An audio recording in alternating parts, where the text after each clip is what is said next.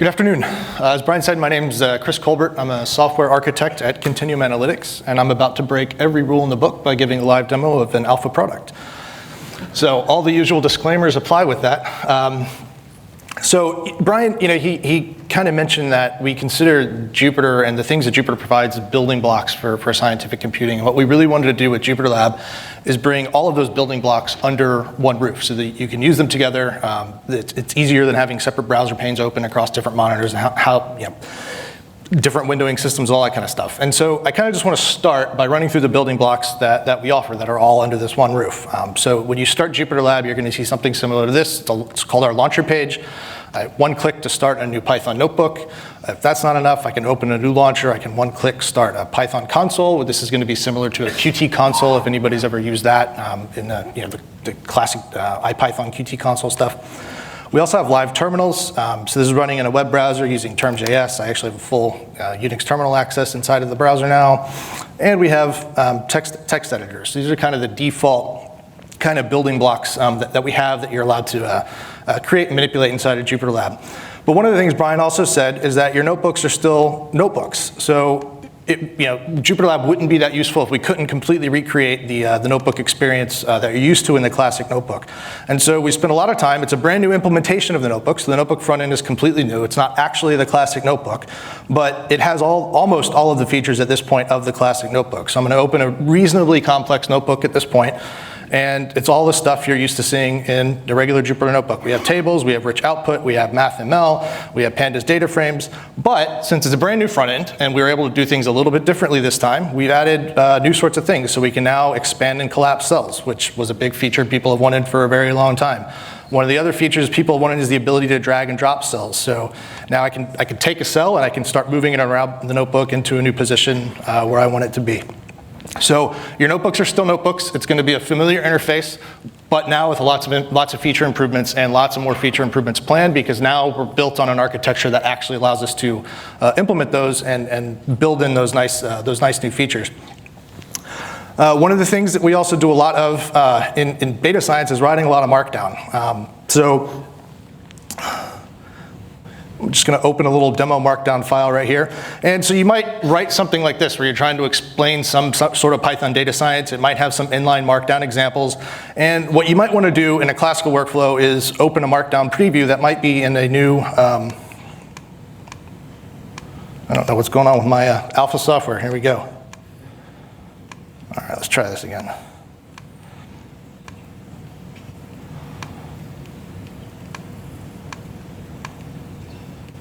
When in doubt, refresh the page.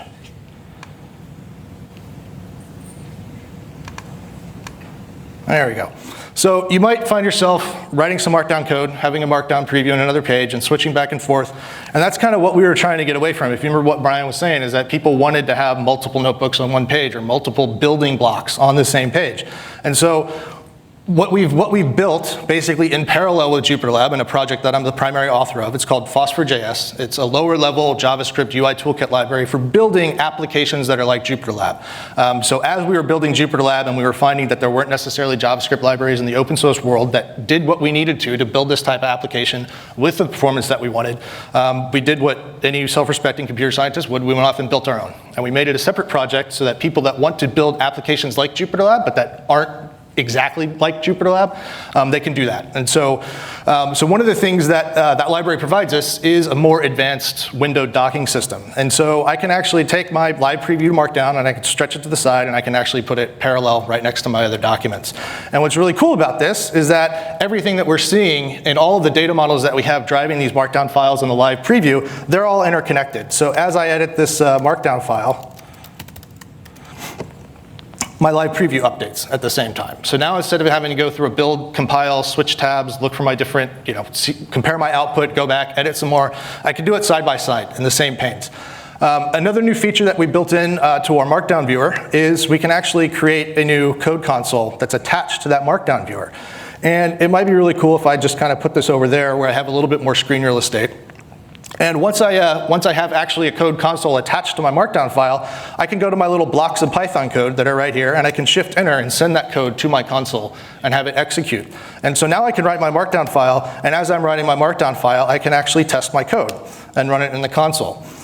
And if I want to play with that data, it's still there. This is a live console, so I can, I can type in whatever I want to do, inspect my data, play with it in the console, and do all that sort of stuff. And this console might get really big as I'm doing things, so I might want to expand it to take up more of my screen real estate to see some things temporarily. So we have a shortcut for that, where I can just quickly snap into what we call single document mode, where the pane that I care about in my little main docking area is the most important thing to me at this particular moment. And so I can expand that to take up the whole space.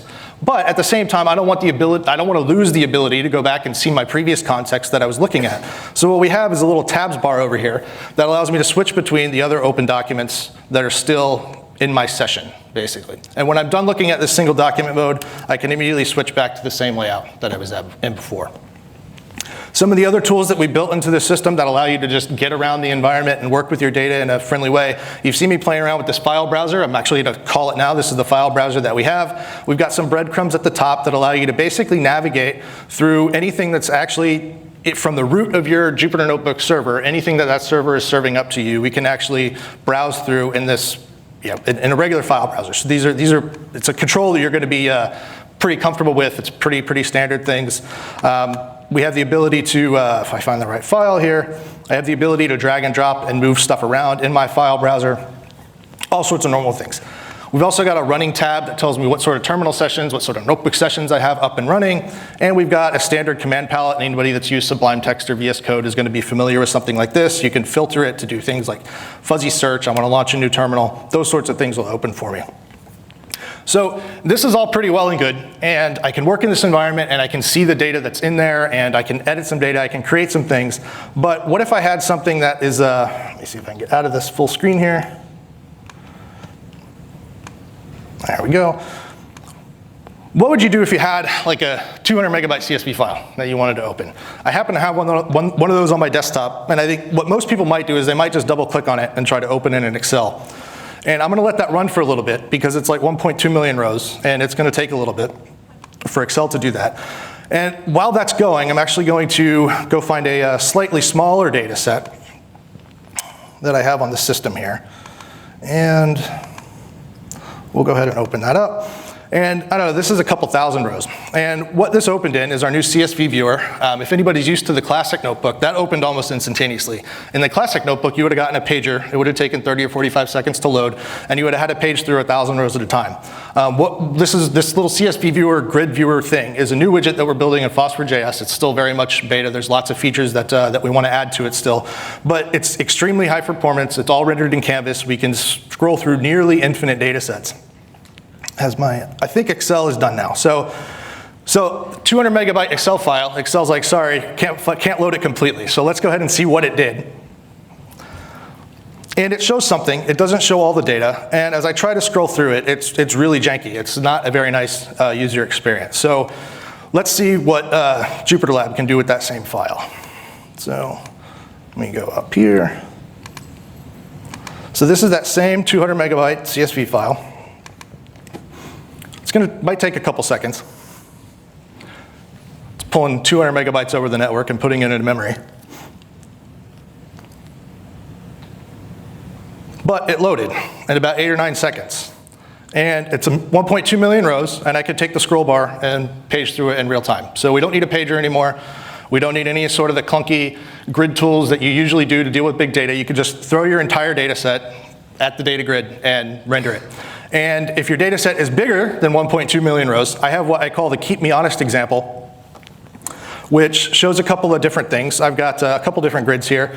Got some streaming data rows. I've got some things that are updating one cell at a time. But what the most interesting one here is in the top left corner, this is a data grid with 1 trillion rows by 1 trillion columns. And I can scroll through that in real time.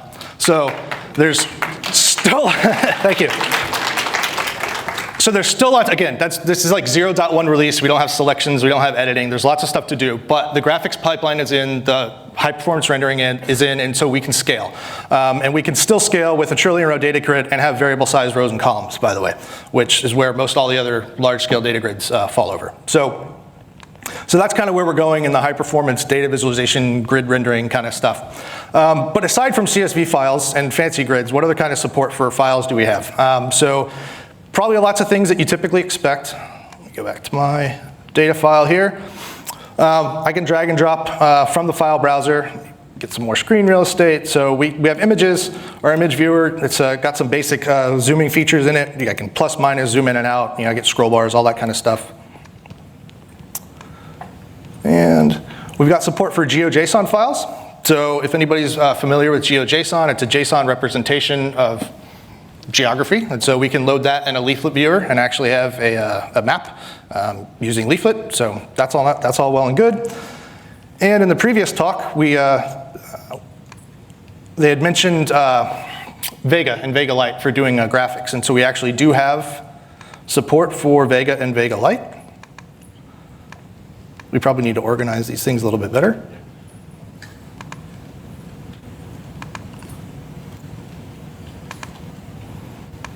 Go to examples.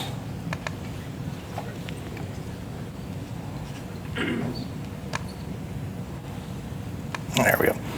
Okay, so I can just take a Vega Lite file, drag and drop it into JupyterLab, and I get my plot. And this is great, but what if I want to actually see what the JSON is that's loaded under that covers? Well, I can right-click on my file browser, and I happen to have another file opener that can handle Vega Lite JSON files, because it's just regular JSON, and I can open it with our JSON viewer.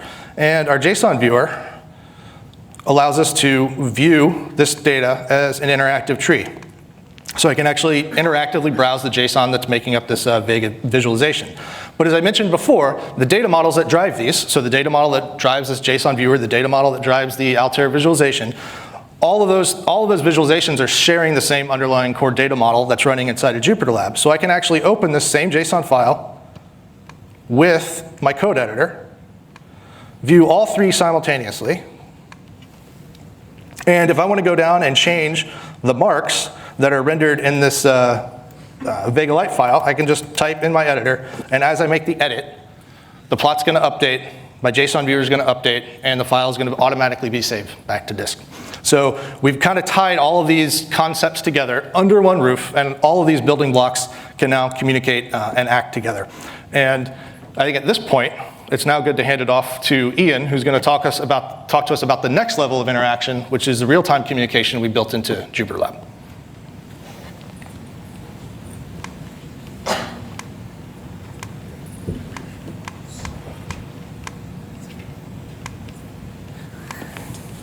All right, thanks, Chris.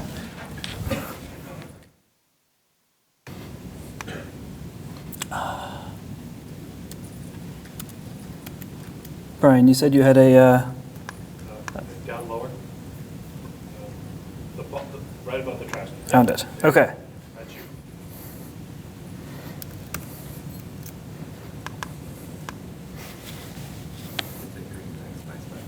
Sorry, I'm not a Mac user usually. Okay. So, so one of the most requested features that we get for Jupyter Notebooks is better tools for collaborating with people.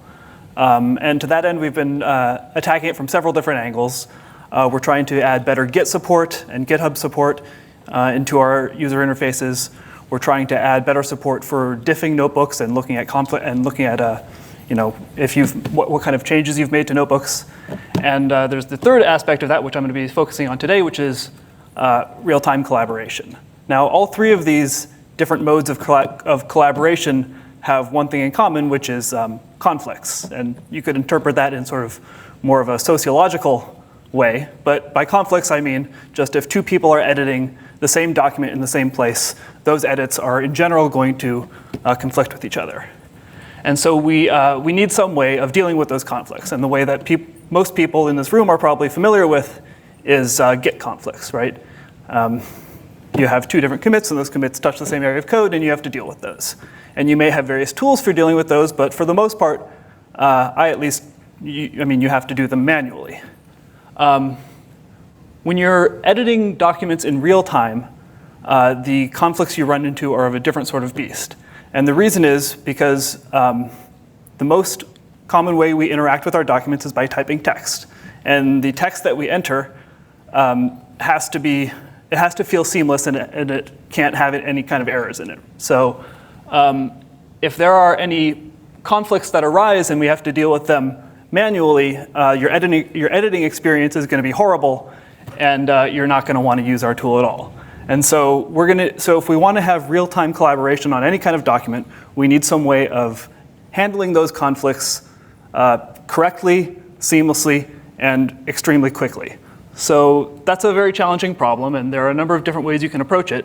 One popular way is called operational transforms, which is the algorithm that underlies Google Docs and is also underlying what I'm about to show you today. So what we've been working on for the last several months is a plugin for JupyterLab, which uses Google Drive as a store for notebooks. Most people have probably used Google Drive, but maybe have not dug into the API much. But it does expose a nice rich API, and that API provides the same type of primitives for doing real-time conflict resolution that you would see in, for instance, a normal Google Doc text editor.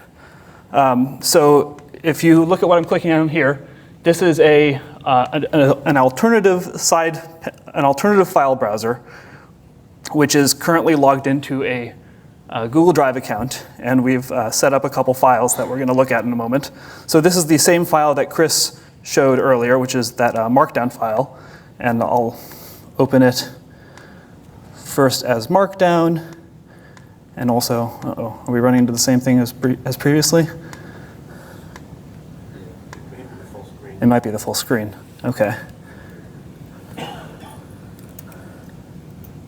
How do I exit full screen on this? Okay, thanks.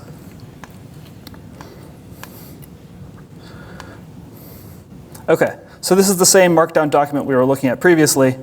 We've got side-by-side panels of the rendered and unrendered version, except for this Markdown document, it exists in Google Drive, and so you can see that there are some edits going on in that document, and I'm not doing them right now. So you see there's a couple different little carets going around there, adding Python code. That Python code is getting rendered in real time. If I hover over those carets, it'll give me the names of the people who are editing them. So Chris and Brian are both in there right now, editing this document. I've also got a chat panel on the side here. Brian is giving me a little pep talk. Yeah, so this is a Markdown document. It works pretty well. At the end of the day, though, Markdown isn't really our bread and butter. Our bread and butter is interactive computing.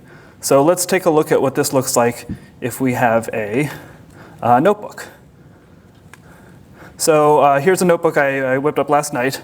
It solves the one-dimensional thermal diffusion equation. This is the equation that Fourier worked on when he invented Fourier analysis. We can open up the chat panel here. And Brian is helpfully letting me know that I've put the wrong equation for the thermal diffusion equation. I've actually put the quadratic equation in there. So that's a mistake. But in the chat box, he's helpfully given me a correction for that equation. So I can actually take that chat entry and click and drag it into the notebook and get the right equation in there. This is now just a regular Markdown cell, so I can double click on it and you can see that it's just a LaTeX equation there. Okay, so now that we've got the correct equation, let's run this notebook. I'm not going to talk about the specific numerical methods because that's not what this is about. Well, interesting. Looks like we don't have the proper matplotlib library here. I think we should be able to recover from this particular error, though. Thanks, Brian.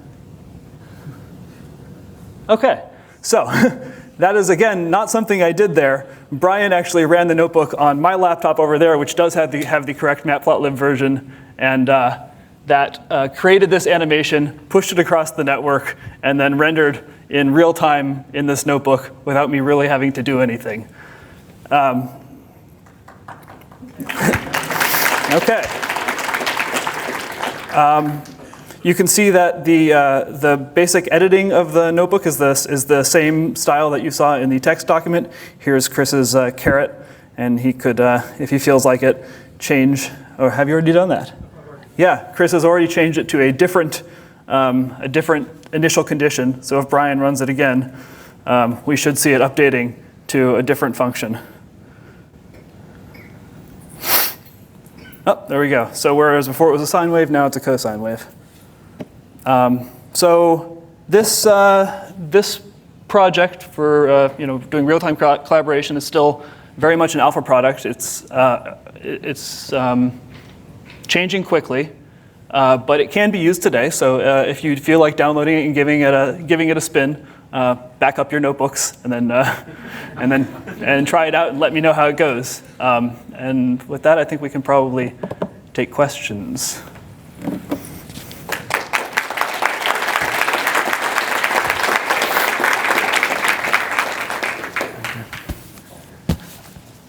One thing I wanted to mention before we get right into questions is that everything we've shown here today, I didn't mention it in my segment of the talk, it's my fault, I should have, but everything we've shown today, JupyterLab as an environment as a whole is an environment that's designed to accept plugins and extensions to allow you to customize it for your workflow and for your needs. And so everything that we've shown, from the text editors to the notebooks to the real-time collaborations to the data grids, the CSV viewers, the GeoJSON, all of those things are plugins into JupyterLab.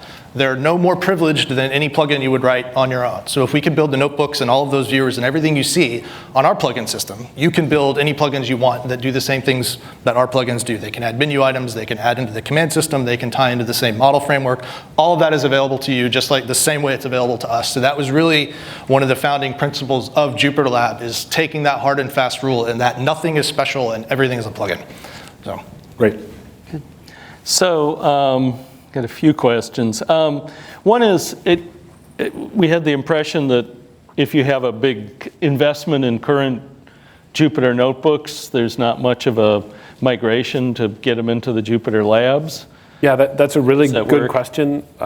Two of the invariants that we've had with the JupyterLab project is that the notebook document is unchanged. So the document format is completely the same.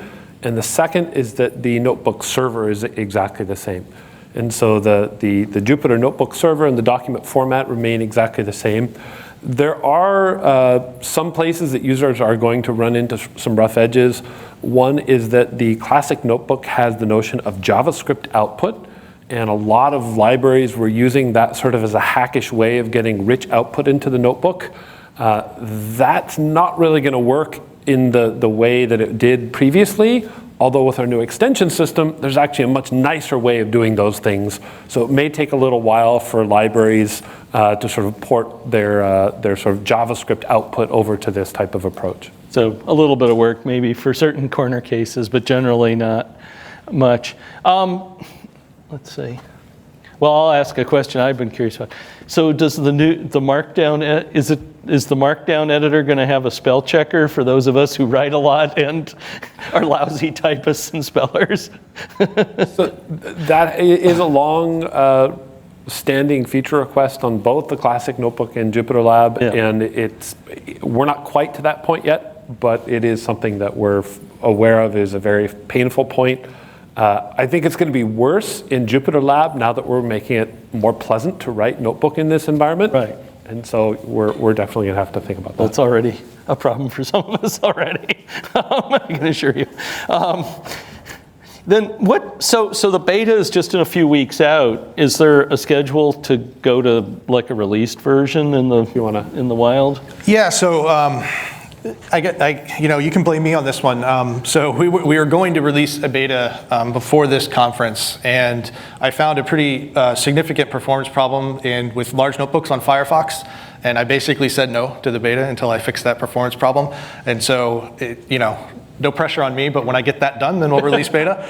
So I would imagine within a couple weeks you'll see beta. Yeah. For the beta. For the beta, yeah. And then how long is the beta? Like, well, so do you have a guess we're at the considering period? beta as 1.0 if you're a user. So basically, we're saying this is the product. Please also give us feedback if workflow is terrible for one thing and we've really messed up the UX in one spot, so we can fix that for the primary release.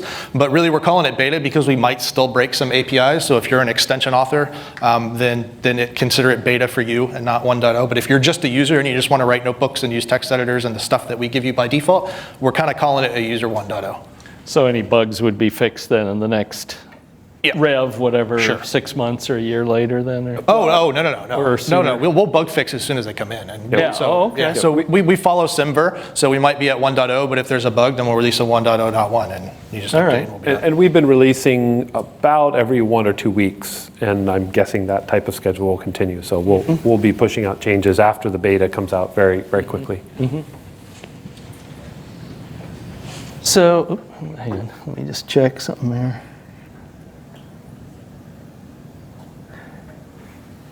Oh, there's a question, what? Local question? All right. I was really interested in your collaborative efforts. Is there anything outside of Google Drive? And then also, what are the permission systems that might be in place? So maybe we should repeat the question for the live feed. The question was, are we trying to hit any use cases for real-time collaboration that don't involve Google Drive? And the answer is yes. We're starting with Google Drive because they already have APIs for things like permissions and authentication, and they already have the implementation of operational transforms, which is this conflict resolution scheme. So all that makes it easier for this as a place to start, and also it's a use case that we think will be useful to a lot of people beyond that. So yes, but not yet. Okay. So then there's a question about, for the notebook server for the Jupyter Labs, is it going to run on the same platforms as the current Jupyter?